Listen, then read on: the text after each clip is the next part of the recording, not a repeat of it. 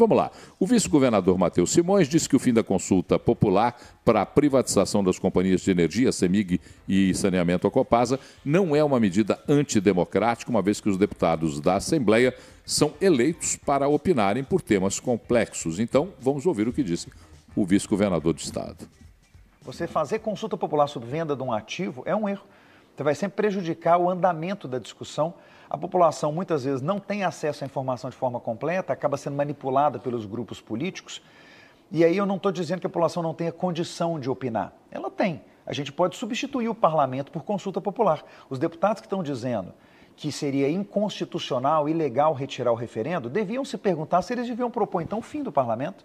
Podemos começar a fazer quiz no Twitter, no Instagram, sobre o que as pessoas acham sobre cada tema e tomar adesão a partir disso.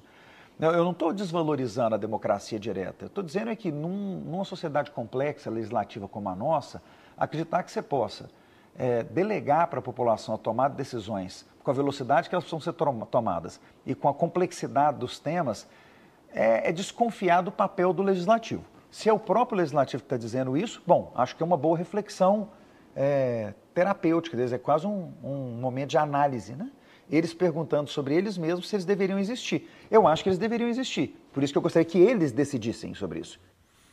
Acho que o vice-governador usou aí de uma hipérbole, né, para aquela história de você dar um quadro maior do que o quadro é de verdade para você causar incômodo e provocar uma reflexão. Mas acho que pesou um pouquinho a mão nessa comparação aí. É lógico que não chega neste ponto a discussão. É muito mais uma questão de retórica e força de linguagem, talvez, do que de uma opinião que tenha não tem jeito, né? Não dá, né? Não querem discutir isso, então acaba com o parlamento. Não dá, realmente não dá. É uma comparação despropositada. E tem um detalhe, né, Paulo e Luiz, assim, se você está num projeto tão importante que está sendo discutido dentro da Assembleia, não sei se o discurso correto também seria esse, né? Assim, da fala do vice-governador. É uma pressão desmedida. Eu também isso aí. Cara, na verdade é exatamente isso que eu tinha falado. Eu entendo que a oposição não está preocupada exatamente com a questão econômica do Estado. Está preocupada em fazer política. Nós estamos na véspera de um ano eleitoral, tem que fazer o governo sangrar, é assim que a oposição enxerga, então vai bater onde puder bater, vai impedir o que puder impedir de andar, porque se acontece essa vitória também é ruim para eles. Essa questão foi muito abraçada pelo vice-governador, professor Matheus, e que é pré-candidato. Então a oposição está fazendo o que entende ser o papel dela. Politicamente está ok, mas na prática é o que eu sinto falta de informações claras para a população. Entendo também o que o vice-governador disse, a população acabaria sendo manipulada, como é de fato sempre, inclusive no processo eleitoral. Se a gente fosse levar para esse lado que o professor Matheus disse, então para que a gente tem eleição direta? Verdade. Para que a gente tem? Essa população também não pode opinar sobre isso. Exatamente. Então aí a gente vai ampliando essa. Eu acho que não é o caso. De fato, não é o caso. Acho que houve uma pesada de mão aí por isso. Você pode aí falar, beleza, então por que a população escolhe governador, por que a população escolhe prefeito, se a população não pode opinar? Então, acho que pode, mas deveria haver, eu concordo que é uma utopia.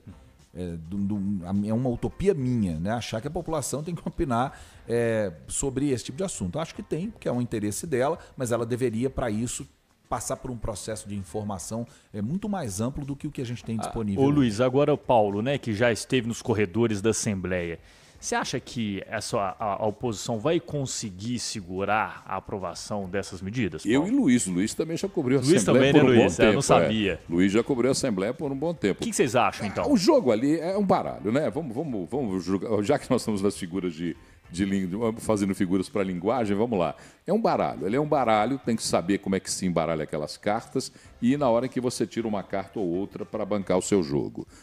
Acho que a oposição está enfraquecida sob o ponto de vista do debate de oposição a esse tema. Por quê? Porque a oposição hoje ela tem um compromisso, a oposição em Minas Gerais tem um compromisso com o governo federal. Está ligada diretamente ao governo federal. E o governo federal é um dos patronos do Propag. Então eu acho que tem aí um caminho, uma encruzilhada para a oposição superar. Acho que é muito isso. Vão esticar a corda até o limite. Quando essa corda estiver no limite, eles vão distensionar antes dela arrebentar. Para que lado? Não sei, vai depender do que eles vão ganhar com isso. É um jogo de ganha. Assim, ganha, né? Entendi. Não tem ali, eu acho difícil que se aceite simplesmente ceder e fazer o que o governo do estado quer. Eles vão esticar enquanto puderem e vai ter que ser dada a eles alguma coisa para que eles distensionem essa corda. E nesse sentido, o vice-governador Matheus Simões voltou a falar para o presidente da Assembleia Legislativa de Minas Gerais, o deputado Tadeu Leite, que é necessário que se paute a discussão dos outros ativos daquele pacote apresentado para a compensação da principal da dívida do Propag, reiterando que o BNDES já avisou que só conclui a avaliação do preço das estatais, quando enviadas, a partir de meados de 2026. Vamos ouvir o que disse o vice-governador. Nós, em ordem cronológica, no começo da semana fizemos a reunião com a STN, a Secretaria do Tesouro Nacional, e o BNDES, sobre os prazos para avaliação dos ativos. Permanece a nossa preocupação porque, mais uma vez, foi confirmado, isso agora é uma notícia definitiva, não haverá avaliação das empresas antes do meio do ano que vem. Então, nenhuma empresa terá avaliação feita pela União, formalizada pelo BNDES, antes do meio do ano que vem. Qual é o problema disso? Nós vamos ter de oferecer às empresas sem saber o valor das empresas. Tanto a STN quanto nós concluímos em conjunto que isso significa que o Estado de Minas Gerais precisa oferecer mais ativos do que o mínimo de 34,5 bilhões de reais que seriam necessários, porque esses ativos sofrerão cortes ao longo do tempo depois que as avaliações forem feitas. Reforço, então, na importância de que a Assembleia vote todos os projetos para que a gente tenha esse saldo de manobra, esse espaço de manobra. É uma preocupação muito grande da STN e muito grande nossa.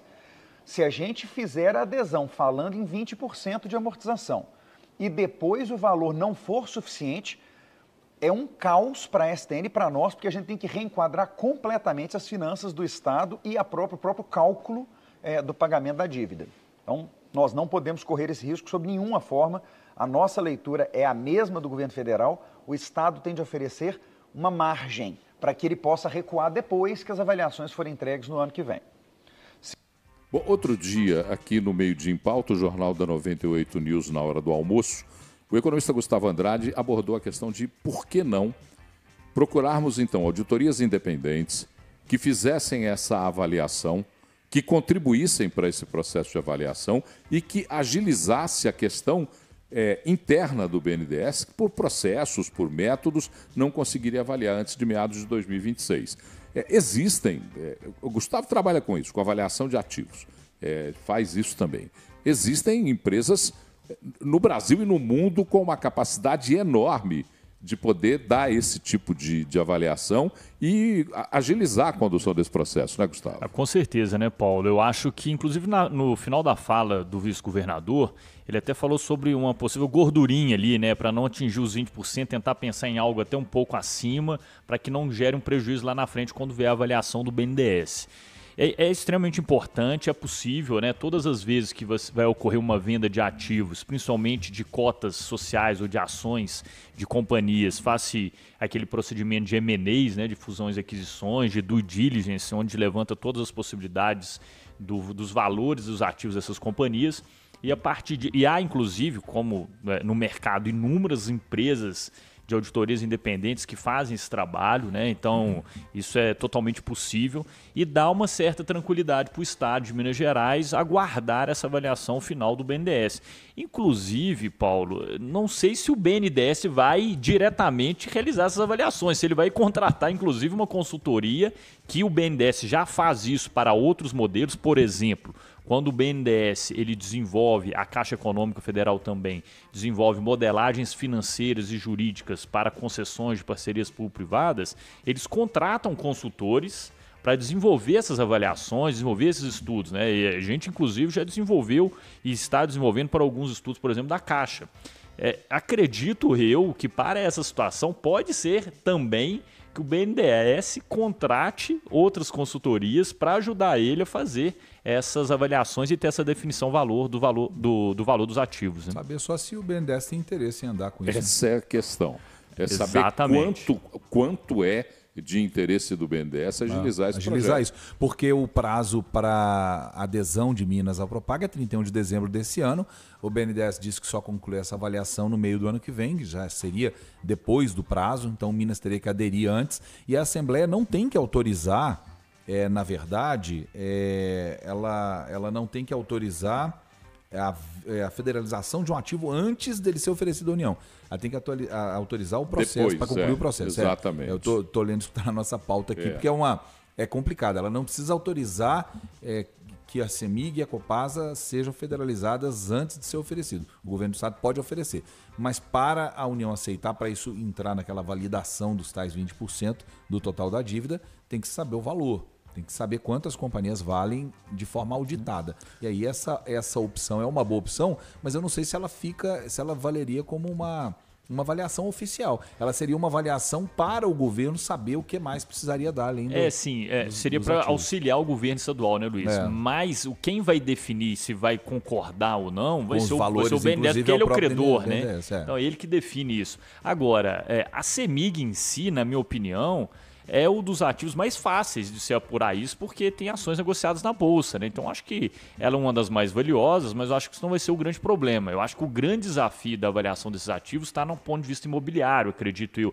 Acho que tem outros tipos de ativos, sem ser as ações, Paulo? Muitos ativos. Tem, para questões você imobiliárias. Ter uma ideia, tem Palácio das Artes, tem imóveis, Estadual Central, tem Risoleta Neves, uma série de imóveis ofertados. Mas do ponto de vista de imóveis e cotas, atividades. Então, sim, os imóveis eu acho que vai ser o grande desafio, né, para fazer essa avaliação. Imóveis em capitais, em cidades grandes como Belo Horizonte, já é mais fácil porque tem um auxílio da prefeitura que tem toda a avaliação deles para cálculos de ITBI e IPTU. Agora, imóveis rurais, às vezes, e imóveis pequenos, cidades pequenas, eu acredito que vai ter mais dificuldade, viu, Paulo? E existem fazendas também sendo ofertadas, fazendas no Triângulo Mineiro, no sul de Minas, tudo isso fazendas que pertencem ao Estado que estão sendo ofertadas nesse caminhão de ativos que tem se oferecer. Para quem está nos acompanhando e ainda não entende a questão central, para que se penalize menos o governo com o serviço das dívidas, da dívida com juros cobrados, é preciso que você cumpra uma parte maior do abatimento do principal. 20% é um mínimo ofertado para que você tenha uma redução dos juros pagos, que hoje são escorchantes, é IPCA mais 4%, para você chegar aí a civilizados 1% até 0%, de acordo com os ativos ofertados.